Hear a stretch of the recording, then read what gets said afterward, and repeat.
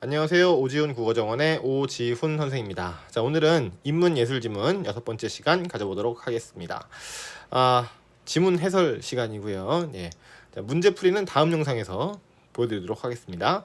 자, 그러면은 오늘도 도입 부분부터 꼼꼼히 한번 들여다보도록 하겠습니다. 자, 내 손가락이 베어서 아플 때 나는 내가 아프다는 것을 직접 안다. 이렇게 되어 있군요. 네. 자, 여러분들도 뭐 손가락 베어본 적 있으시죠? 한두 번쯤은 다 있을 거라고 보는데요. 자, 근데 이 얘기를 왜 했나 이거죠? 아파. 자, 직접 알아. 그것을. 그죠? 자, 직접 안다. 뭐 당연한 얘기일 것 같은데, 요것과 관련해서 어떤 얘기를 꺼내려고 하는 거죠. 그러니까 첫 번째 문장 안 읽고 넘어가면 안 됩니다. 자, 다시 말해서 이럽니다. 자, 다시 말해서라고 하는 것은 일종의 부연 설명이 되겠죠. 네. 자, 같은 얘기를 다른 말로 하겠다. 내지는 조금 더 자세하게 들여다보겠다. 이런 얘기가 되겠습니다. 나의 행동이나 나의 느낌의 대상이 되는 것에서 추론하는 것이 아니라, 자, 아니라는 뭐 버려도 되겠죠. 그래도 혹시 모르니까 체크. 추론이 아니라 그 아픔을 직접 안다 이겁니다. 뭐 당연한 얘기죠. 자, 그러나 전환되고 있죠. 또는 반대로 진행이 되겠죠. 다른 사람이 손가락을 베어서 아파할 때는 내가 아플 때와 동일한 방식으로 그것을 알지는 못한다. 뭐 그것도 그렇죠, 그죠. 나는 모르겠지만 다른 사람이 아픈 거는 제대로 알지를 못하겠죠. 자, 다른 사람의 아픔을 아는 방식은 그의 손가락에 피를 보거나 아파하는 행동을 보거나 아프다고 말하는 것을 듣는 등의 사실에서 그의 고통을 추론하는 것이다.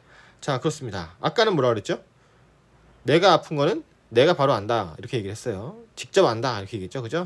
그런데 다른 사람 같은 경우는 다른 사람 거는 내가 직접 알 수가 당연히 없고, 자, 그래서 그럼 어떻게 하느냐? 추론을 할 수밖에 없다. 예, 이런 얘기가 되겠네요. 자, 그러니까 지금 첫 번째 문단에서는 정반대, 그죠? 그러니까 내가 아플 때는 내가 알아. 근데 남이 아플 때는 직접 모르니까 그럼 어떻게? 추론으로 알 수 있다. 한편 내가 아플 때는 추론은 안 된다 이런 얘기죠. 그러니까 양상이 서로 어떻다? 반대 양상을 띠고 있다. 예, 이런 이야기가 되겠습니다. 자, 요 내용을 바탕으로 해서 다음 문단으로 넘어가 보도록 하겠습니다. 다른 사람이 아프다는 것을 직접 알지 못한다는 것에서 내가 가지고 있는 마음을 다른 사람도 가졌는지 의심하는 철학적 문제를 다른 사람의 마음 문제라고 부른대요. 자, 역시 이제 앞에 있는 내용을 바탕으로 해서 주제를 얘기하려는 폼을 잡고 있는 거죠. 자, 다른 사람이 아프다는 것을 직접 알지 못한다는 것에서 내가 가지고 있는 마음을 다른 사람도 가졌는지 의심하는. 그치? 그러니까 나는 내 마음을 좀 알 것 같은데 과연 내가 다른 사람은 또 어떤가를 잘 모르겠다. 자, 이게 바로 이름하여 뭐라고요? 다른 사람의 마음 문제. 여기 대놓고 네모칸이 쳐져 있군요. 우리 기본적으로 개념원은 네모칸 아니겠습니까? 근데 문제를 내려고 했는지 여기다가 네모칸을 딱 줬어요. 자, 그렇다는 것은 뭡니까? 이게 곧 오늘의 중심 소재가 될 것이다. 예, 이런 얘기가 되는 거죠. 자, 그러면 이게 어떤 거고 왜 이러는 거고 어떻게 이렇게 되는 건지 그런 것들을 우리가 다 정리를 해줘야 된다. 이런 얘기가 되는 것이고 여기가 출제 포인트가 된다고 볼 수가 있겠네요. 네네. 자, 여기서 다른 사람이 아프다는 것을 직접 알지 못한다는 것은 다른 사람이 사실은 아프지 않은데 아프다고 거짓말을 하거나 거짓 행동을 한다는 뜻이 아니다. 역시 뭐 아니다는 일단 버려도 되겠죠, 그죠? 그러면 뭐냐? 다른 사람이 진실을 말하고 있다 하더라도 다른 사람도 나와 같은 방식으로 생각하고 느끼고 의식한다는 것을 곧 마음을 갖는다는 것을 의심하는 것이다. 좀 어렵죠, 그죠? 자, 이렇게 어려운 문장 그냥 넘어가면 될까요? 안 되겠죠? 항상 우리는 있는 그대로 써져 있는 그대로 읽으면 되겠습니다. 자, 굉장한 뭐 배경 지식 이런 거 필요 있을까요? 절대 없죠. 그죠? 항상 있는 그대로 읽는 것이 핵심입니다.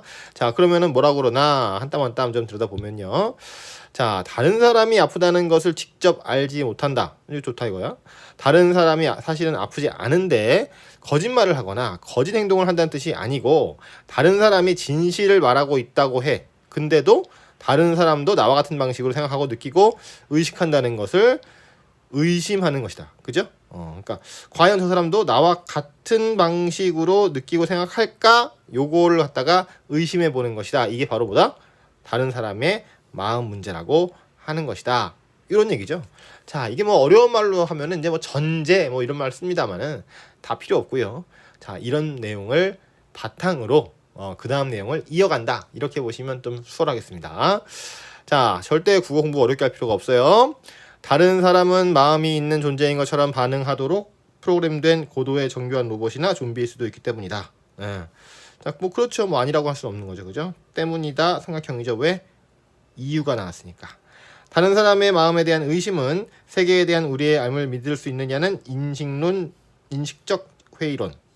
과거를 근거로 미래를 예측하는 귀납 추론이 정당화되느냐는 귀납 문제와 함께 철학에서 대표적인 회의론으로 꼽힌다. 네. 자, 그렇습니다. 다른 사람의 마음에 대한 의심. 자, 이것이 바로 뭐 대표적인 회의론이다. 이런 얘기죠. 그죠? 자, 그러면 요 내용 가지고 그 다음 문단으로 넘어가도록 하겠습니다. 다른 사람의 마음 문제는 유비 논증으로 가장 분명하게 대답할 수 있다. 자, 또 아까 앞에서 언급했던 다른 사람의 마음 문제 언급이 있었고요. 자, 이것은 뭘로? 유비 논증으로 가장 분명하게 대답할 수 있다라고 합니다. 자, 유비 논증. 이거 우리 국어책에서는 되게 좋아하는 논증 방법이거든요. 간단하게 얘기하면 A 대 B는 C 대 D. 그래서 여기서 보이는 원리를 여기다가 적용해 볼 수 있다. 이런 식으로 되는 게 유비 논증이 되겠습니다. 자, 그래서 이거는 일종의 비유법이에요. 근데 아시다시피 비유법은 논리적인 요소가 좀 적잖아요. 그죠? 다른 논리에 비해서. 자, 그래서 이제 좀 약한 논리라고 볼 수도 있고, 또 심하게 얘기하면 논리가 아니다. 이렇게 얘기할 수도 있는데, 어쨌든 우리 수능에서는 이 비유법 중에서 이 유추, 요 유비 논증, 요거 되게 좋아합니다. 좀 특이하죠?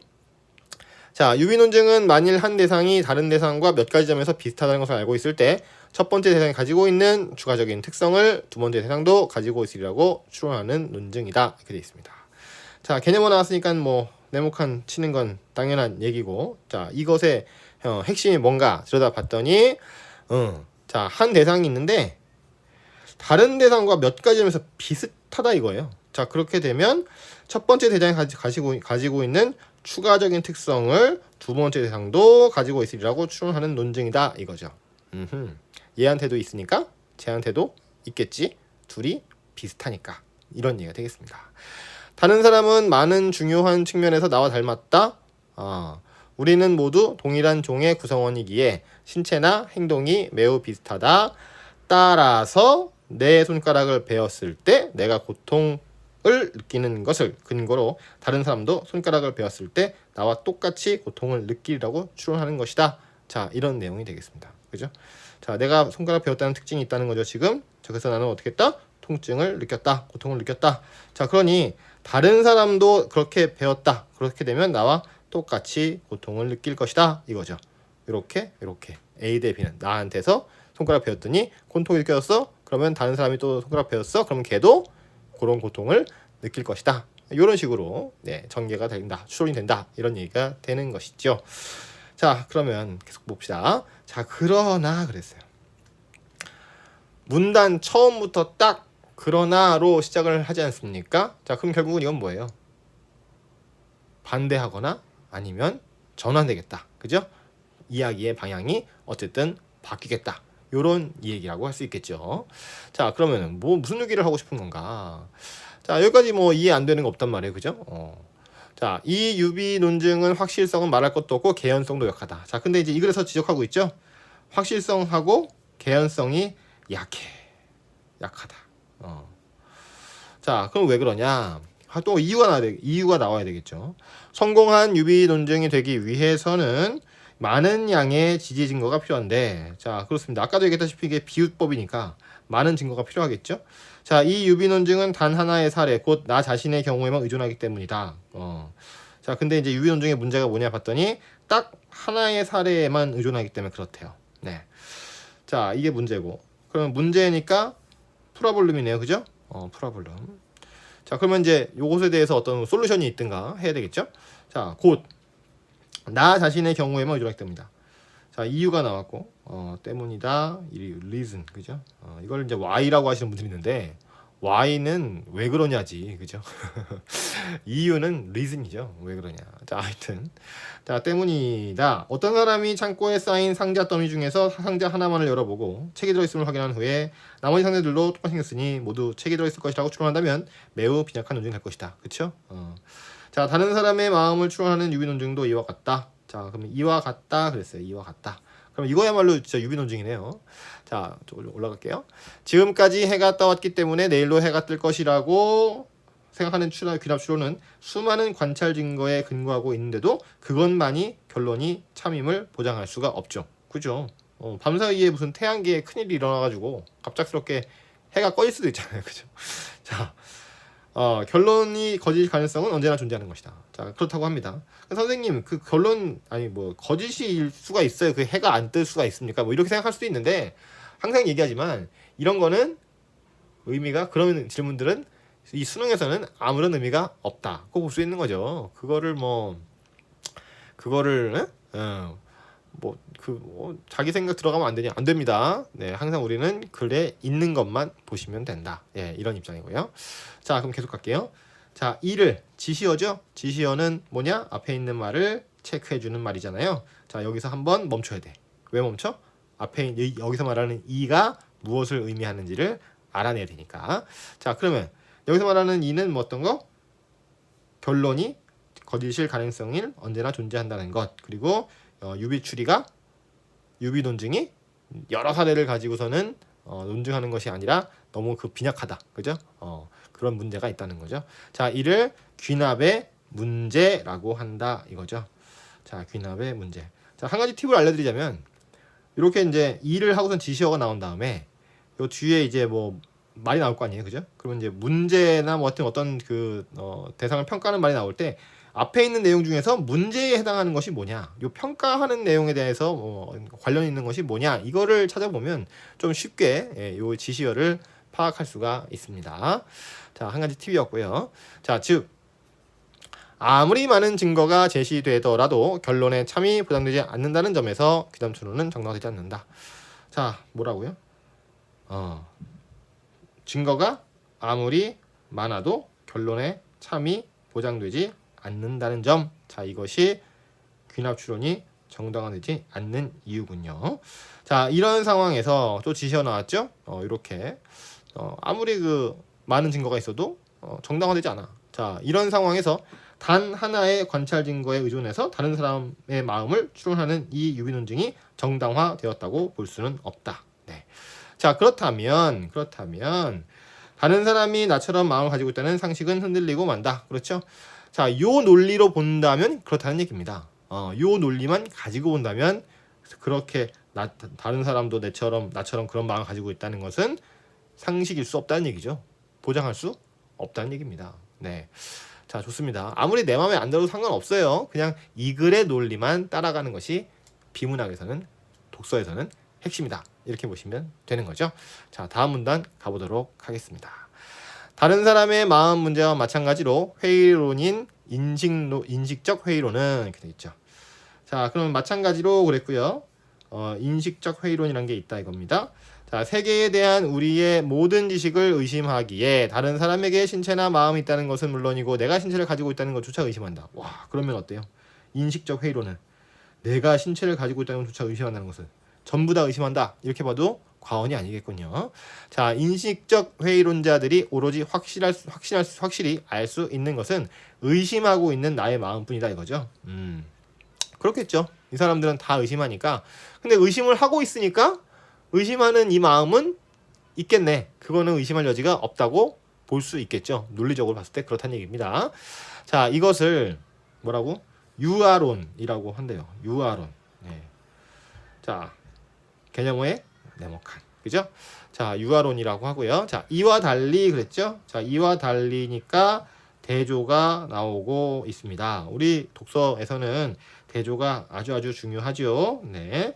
자, 다른 사람의 마음 문제는 다른 사람의 신체 존재를 의심하지 않는다. 자, 근데 이제 어떻다고요? 다른 사람의 마음 문제. 자, 얘네들은 다른 사람의 신체 존재를 의심하지 않는다 이거죠.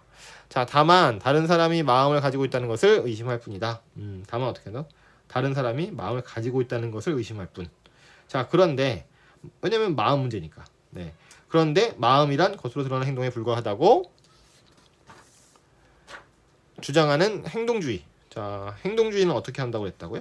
행동주의는 다시 볼게요. 자, 마음이란 겉으로 드러난 행동에 불과하다. 자, 이렇게 얘기하는 게 행동주의래요. 그러니까 말 그대로 행동을 중심으로 보는군요. 자, 이런 사람들은 다른 사람의 마음 문제는 손쉽게 해결된다. 이게 무슨 말일까요? 자, 이 문제가 우리한테 지금 주어진 게 다른 사람의 마음 문제잖아요. 자, 이게 행동주의 사람들한테는 손쉽게 해결된대. 그러면 이게 왜 그런데? 또 어떻게 그렇게 되는데? 자, 이 얘기를 따져봐야 되겠죠. 자, 우리는 다른 사람의 겉으로 드러난 행동만으로 그 사람의 마음을 추론할 수밖에 없기에 다른 사람의 마음 문제가 생겼는데 행동이 곧 마음이라고 한다면 문제가 사라지기 때문이다. 자, 역시 좀 어렵습니다. 자, 그럼 좀 정밀하게 들여다보도록 하겠습니다. 자, 우리는 다른 사람의 겉으로 드러난 행동, 그래요. 밖으로 드러난 행동. 자, 그것만으로 그 사람의 마음을 추론할 수밖에 없다 이거죠. 왜냐하면 행동주의는 행동이 전부다 이렇게 생각하니까. 자, 그렇기 때문에 다른 사람의 마음 문제가 생겼다. 근데 행동이 곧 마음이라고 한다면 문제가 사라진다. 그러니까 행동 이즈 마음. 행동하고 여기 써볼게요. 자, 행동하고 마음이 일치한다 이거죠. 그죠? 이 꼴이야. 똑같기 때문에 제 행동이 지금 얼굴이 막 이상하게 표정이 그러면 저 사람은 기분이 나쁜 거야 무조건. 또 입이 찢어지게 웃고 있어요. 자, 그러면 저 사람은 무조건 기분이 좋은 거네, 기쁜 거네. 이제 이렇게 본다고 볼 수가 있겠죠. 자, 그러나 합니다. 또 그러나 하면서 전환이 되면서 뭐라고요?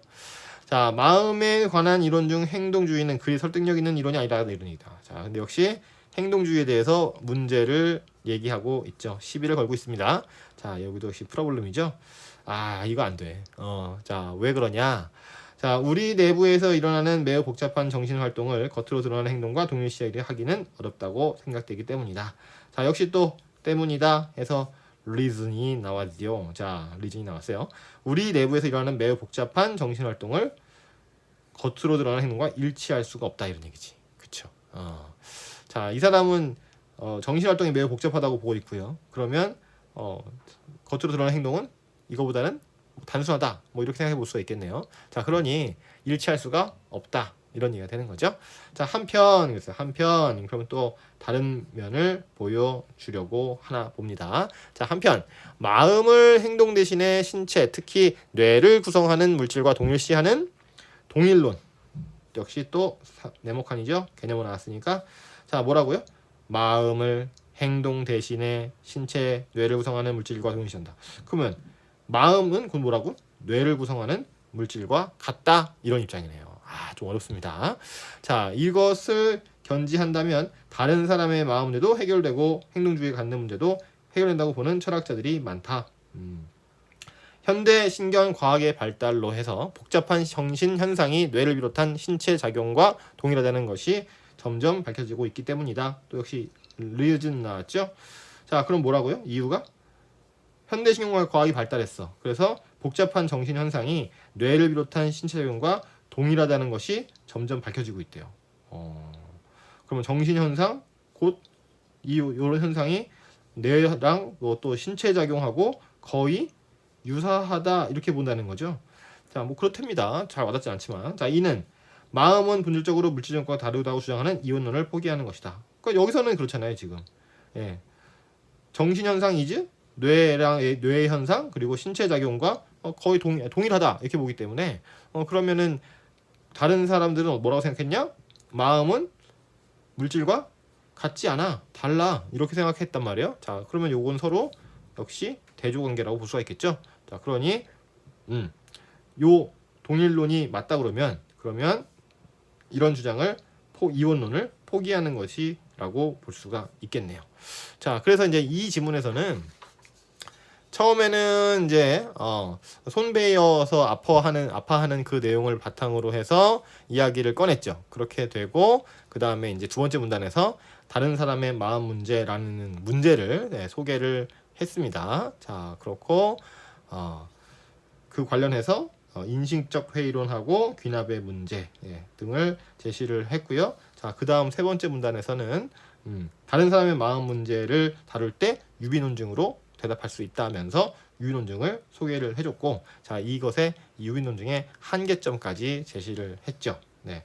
자, 이제 그렇게 돼서 그 다음에 다음 문단에서는 뭐 이런 그 인식적 회의론, 그다음에 유아론 등에서 다양한 이론을 함께 보여주는 이제 그런 방식으로 전개를 하고 있다. 네, 이렇게 볼 수가 있겠습니다.